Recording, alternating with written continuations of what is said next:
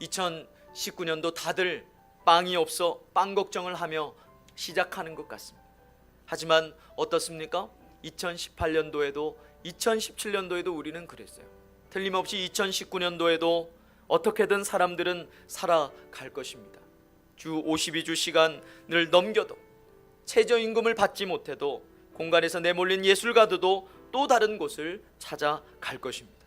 빵집에 빵이 없어서 빵을 구걸하는 것은 여러분 잘못이 아닙니다.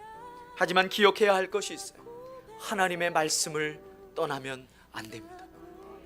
먹고 살 일 때문에, 그 걱정 때문에 하나님의 공동체를 떠나고 하나님의 약속을 떠나고 하나님의 말씀을 떠나면 그것이 재앙으로 가는 지름길이라는 거예요.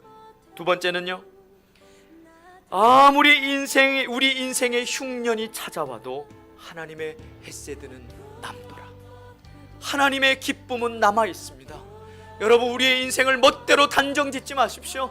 여러분 인생 끝났다고 절대로 단정 지으면 안 됩니다. 헤세드는 남아있기 때문입니다. 그리고 세 번째는 하나님은 우리의 약점도 우리의 실수도 사용하셔서 하나님을 왕으로 드러내는 도구로 사용하실 수 있는 분입니다. 그러므로 사랑하는 여러분, 우리가 구해야 할 빵은 우리의 육신의 양식이 아니라 하나님의 말씀인 줄로 믿습니다. 우리가 주목해야 할 것은 우리가 당하고 있는 고난이 아니라 그 고난 가운데도 변함이 없으신 그대로 남아있는 하나님의 헤세드인 줄로 믿습니다. 우리가 기억할 것은 우리의 약점이나 우리의 실수나 우리의 범죄함이 아니라 우리의 약점과 실수의 번제함에도 불구하고 우리를 세우시는 하나님의 세우심인 줄로 믿습니다. 인생의 흉년 중에 계십니까? 그 흉년은 피하라고 주신 것도 아니고 그 흉년을 이기라고 주신 것도 아닙니다. 우리 개인적으로는 인생의 흉년은 하나님께 그 뜻을 물어보라고 주신 거예요.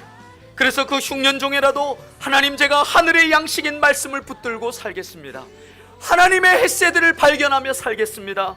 기어이 우리를 세우시는 하나님의 약속을 잊어버리지 않고 살겠습니다 라고 고백하라고 주신 것이죠.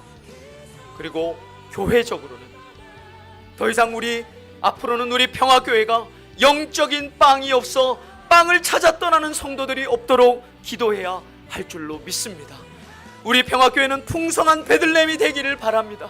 영적인 빵이 풍성하고 영적인 양식이 풍성하여서 하나님의 말씀이 없어서, 하나님의 떡이 없어서, 하나님의 말씀이 없어서 빵을 찾아 떠나는 일이 없도록 우리 교회를 위해서 기도할 때 하나님께서 우리에게 영적인 하늘에서 내리는 만나로, 하늘에서 내리는 양식을 풍성하도록 채워 주실 줄로